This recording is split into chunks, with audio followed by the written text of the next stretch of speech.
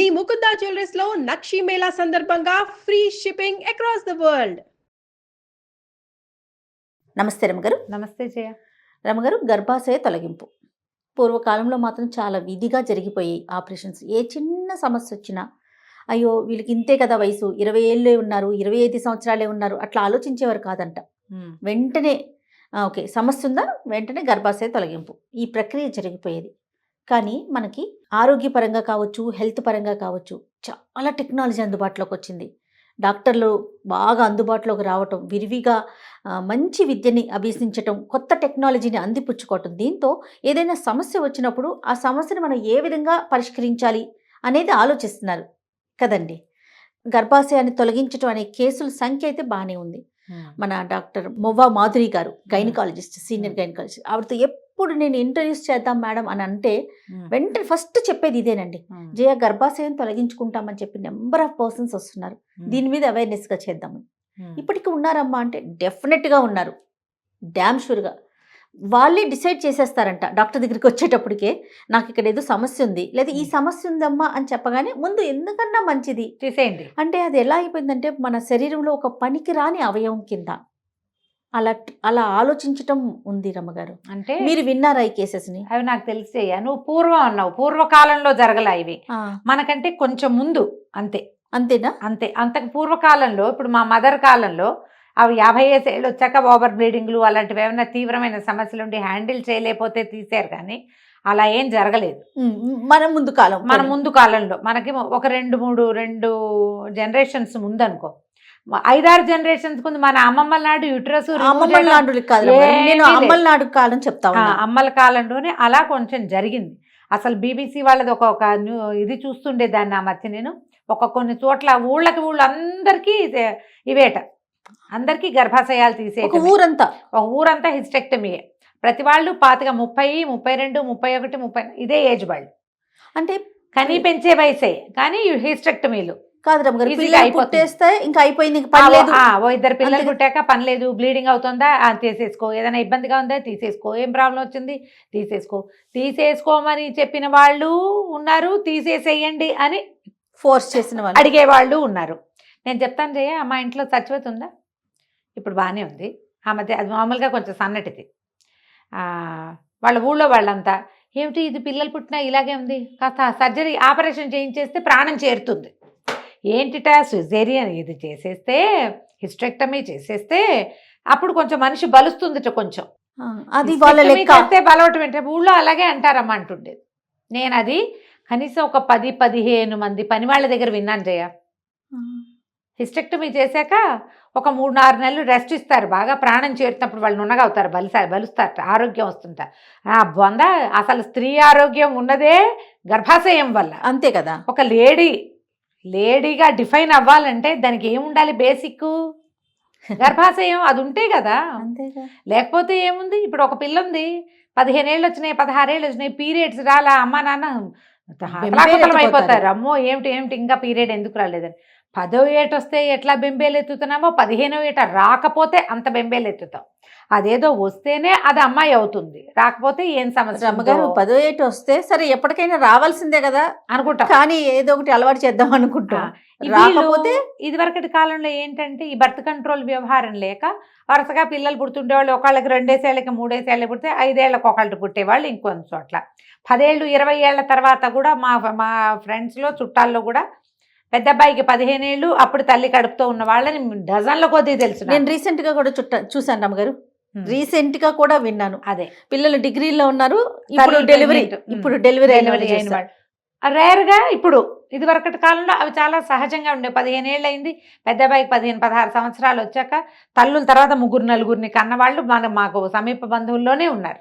ఈ 15 ఏళ్ళు గ్యాప్ ఎందుకు వచ్చిందో, ఫర్టిలిటీ లేదు అప్పుడు, ఇప్పుడు కుదిరింది. తర్వాత ఎప్పుడో తల్లులకు సహజంగానే పీరియడ్స్ పోయేవి, పాత రోజుల్లో అలాగే ఉండేది.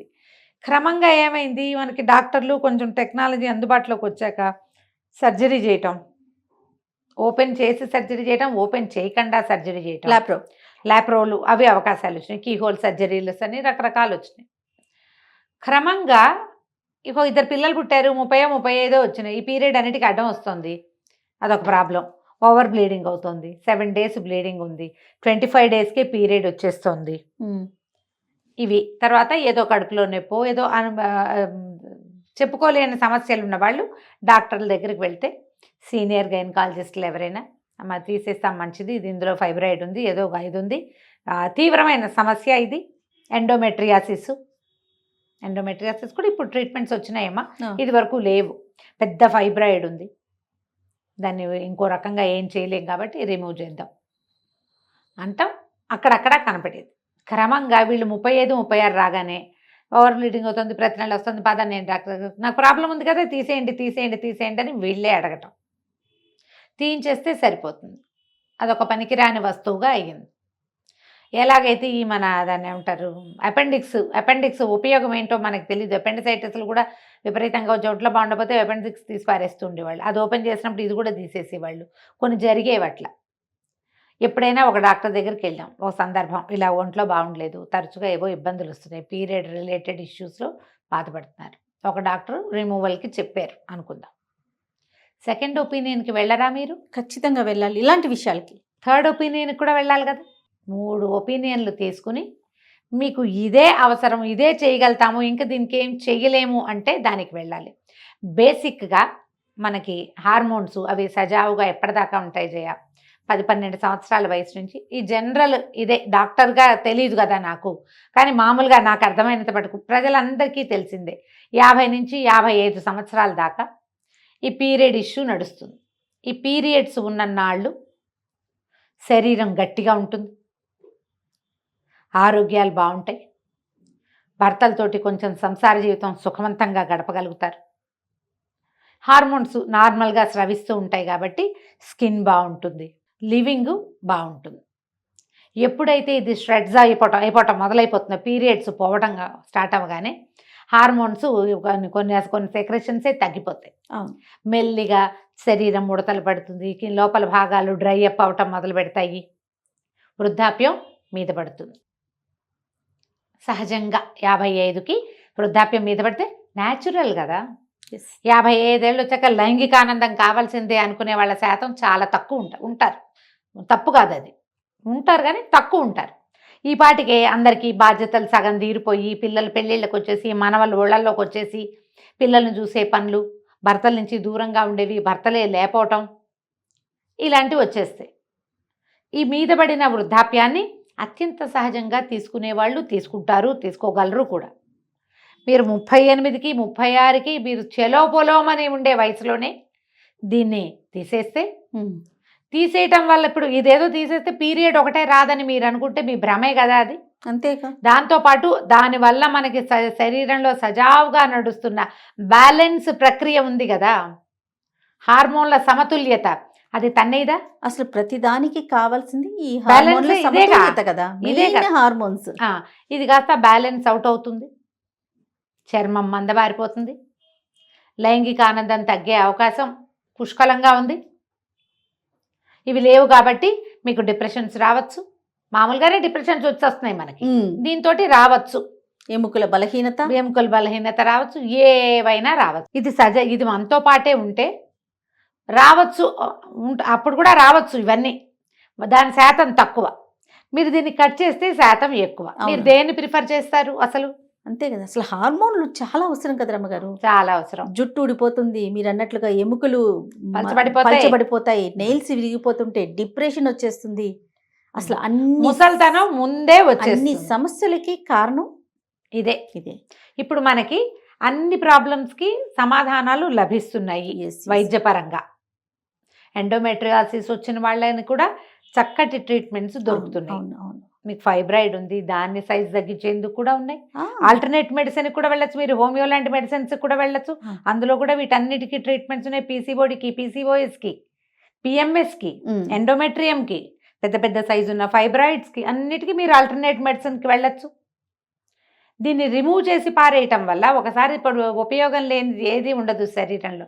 భగవంతుడి సృష్టిలో మానవ శరీరంలో ఉపయోగం లేని విషయం లేదు. మనకు తెలియదు, సృష్టికి మూల కారణమే అది కదా. ఇప్పుడు మనమే ఇన్సిస్ట్ చేసి చెయ్యొద్దు. ఇప్పుడు డాక్టరే చెప్పారనుకోండి, ఇప్పుడు మీరు అన్నట్టు ఫైబ్రాయిడ్స్ ఉన్నాయి, లేకపోతే క్యాన్సర్ ఉంది, లేకపోతే ఇంకొక సమస్య ఉంది, గర్భాశయానికి ఏదో ఈ సమస్య ఉంది, అదే. ఖచ్చితంగా తీసేయాలి అని ఉమ్. డాక్టర్ చెప్తే అప్పుడు కూడా మీరు అన్నట్లుగా ఒకరిద్దరిని చూసి- సలహాలు తీసుకొని చూసి ఎందుకమ్మా ఇంతవరకు ఉన్నారు, ఇంకో ఏడాది 2 ఏళ్ళు కాస్త బేర్ చేస్తే ఏదో ఈ మంది వేసుకోండి 2 రోజుల్లో కాస్త బెటర్ అవుతారు, ఎందుకు ఉంచుకోండి ఏం కాదు అన్నారా ఎవరైనా? చలో వాళ్ళ వెనకాల పడి వెళ్ళొచ్చు మనం.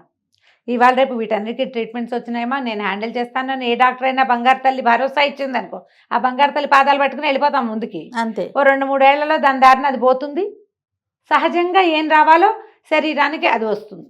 అంతే. దాన్ని మనం బీట్ చేయడానికి ఏమైనా పైనుంచి వేసుకోవచ్చు.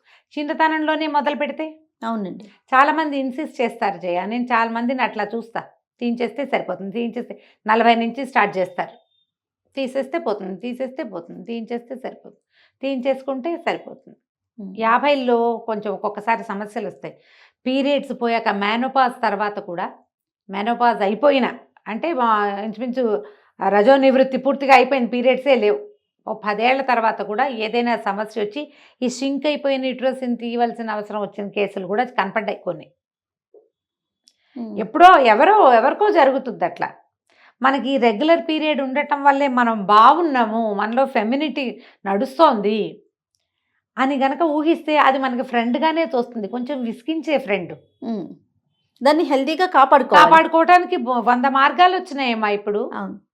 100 మార్గాలు ఉన్నాయి, తీసేయటం ఒక మార్గం అంతే. దాన్ని ఉంచుకుని దాన్ని సజావుగా నిర్వర్తించేందుకు మనకి చాలా మార్గాలు ఉన్నప్పుడు మనం దానికి ఎందుకు వెళ్ళము? అంతే. దానికి వెళ్ళి ఈ ఫెమినిజంని రన్ చేసుకోవచ్చు కదా ఇంకా కొంతకాలం, ఇంకా కొంచెం జీవితానందాన్ని అనుభవించవచ్చు కదా. మనం దాన్ని ఎందుకు చెడగొట్టుకోవాలి, పోగొట్టుకోవటం ఎందుకు? అవును. తీసేయటం సులువు, మళ్ళీ పెట్టగలమా దాన్ని? ఒకసారి కట్ చేశాక ఇంకా పెట్టలేం కదా.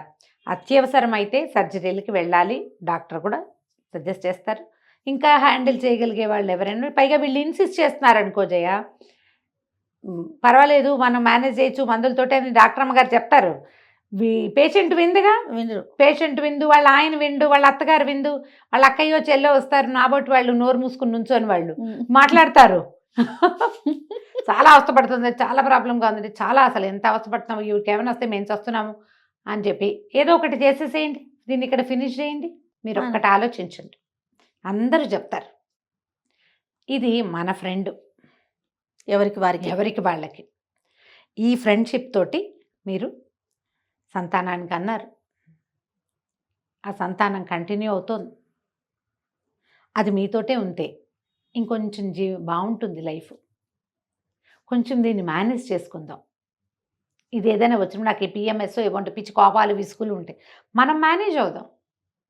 ఆ కోపం పైకి వెళ్ళిపోయే రకంవి కాకుండా మనని మనం మేనేజ్ చేసుకుందామని మీకు మీరు డిసైడ్ చేసుకుంటే, నువ్వు డాక్టర్ మీ ఇద్దరే డిసైడ్ చేసుకోవాలి, మిగిలిన వాళ్ళకి ప్లేస్ లేదు. ఇప్పుడు మిగిలిన వాళ్ళందరినీ నువ్వు విసిగిస్తున్నావు అనుకో ఈ పీరియడ్ వల్ల, వాళ్ళు కూడా డిసైడింగ్ ఫ్యాక్టర్స్లోకి వస్తారు. అవును. వాళ్ళని రానివ్వద్దు, ఎవరిని రానివ్వద్దు. మీరు మీ ఫ్రెండ్ని సరిగ్గా మేనేజ్ చేసుకోండి. దాన్ని తొక్కిపెట్టి ఉంచడం, దాన్ని లైన్లో పెట్టి ఉంచడం, దాన్ని సజావుగా నడిపించడం మీ చేతిలోనే ఉంది. దానికి డాక్టర్ సహాయం తీసుకోండి. ఒక డాక్టర్ కాకపోతే 2-3 రకాల డాక్టర్లను తీసుకుందాం. 2-3 డాక్టర్లను తీసుకోవచ్చుగా మనం. అంతేగా. వాళ్ళ సహాయంతో దీన్ని మేనేజ్ చేసుకోండి. మీరు హెల్తీగా ఉంటే, మీరు అంటే ఒక లేడీ, ఒక స్త్రీ, ఒక మహిళ, వాళ్ళ చుట్టూతో ఉన్న ప్రపంచమంతా హెల్తీగా ఉంటుంది. ఒక పచ్చని చిలకలు, రామచిలకలు, సీతాకోక చిలకలు వాలే చెట్టు, అది ఎంత హెల్తీగా ఎంత బాగుంటే అంతమందికి నివాసం దొరుకుతుంది దాని మీద. అది మనమే, అంతే.